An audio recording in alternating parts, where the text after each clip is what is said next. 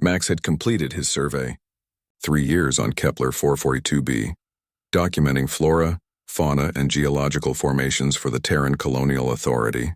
His shuttle sat fueled and ready on the landing pad, its hull gleaming under the orange glow of the system's twin suns.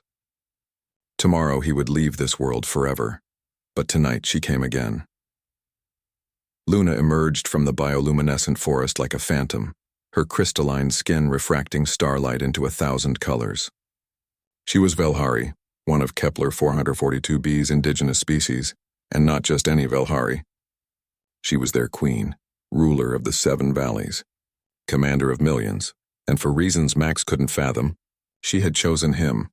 "You prepare to abandon your oath," Luna said, her voice carrying the musical quality of wind through crystal chimes. She moved with impossible grace, each step deliberate, powerful. Max didn't turn from his equipment checks. "I made no oath to you, Your Majesty. My mission parameters are complete. Earth expects my return. Your mission—" Luna's laugh was sharp, bitter. Humans and their missions. Always measuring, cataloging, reducing the universe to data points and colonial assessments. She moved closer, and Max could feel the electromagnetic field that surrounded all Velhari royalty, a corona of energy that made his skin tingle. "You've been here 3 years, Max. 3 years of walking my lands, breathing my air, drinking from my rivers. And you learned nothing." Max finally faced her. Even after dozens of encounters, Luna's appearance still struck him. She stood nearly 7 feet tall, her body composed of a silicon-based crystalline structure that pulsed with inner light. Her face, though alien, held an undeniable beauty, angular, fierce, with eyes like molten silver. "I've learned plenty," Max said carefully. "Your people's biology is fascinating. Your society, remarkably sophisticated despite lacking conventional technology. I've documented everything."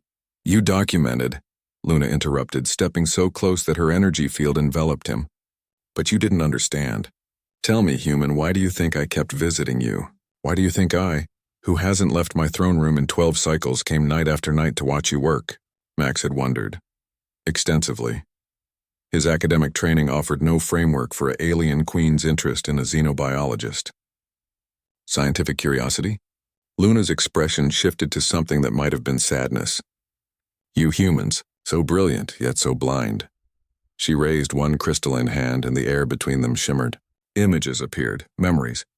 Max saw himself through her eyes, kneeling to help an injured Velhari child, sharing his water rations during the drought season, defending a Velhari settlement from a predator incursion when he could have simply observed from safety.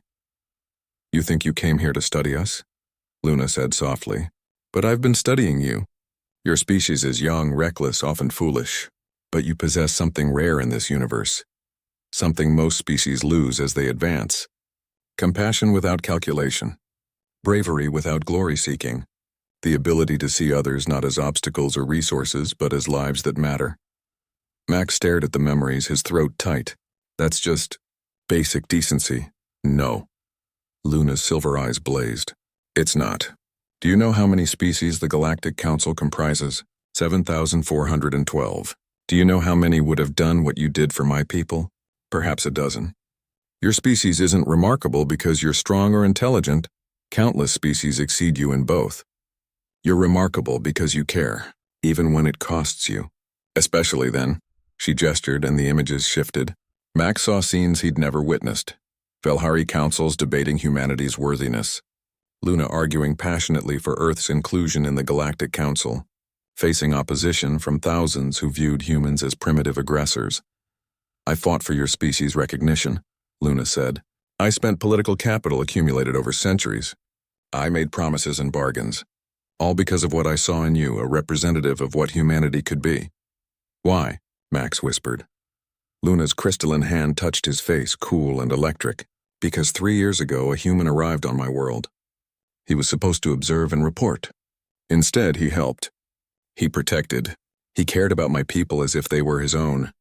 And I—" Her voice faltered, and Max realized with shock that this ancient, powerful queen was afraid.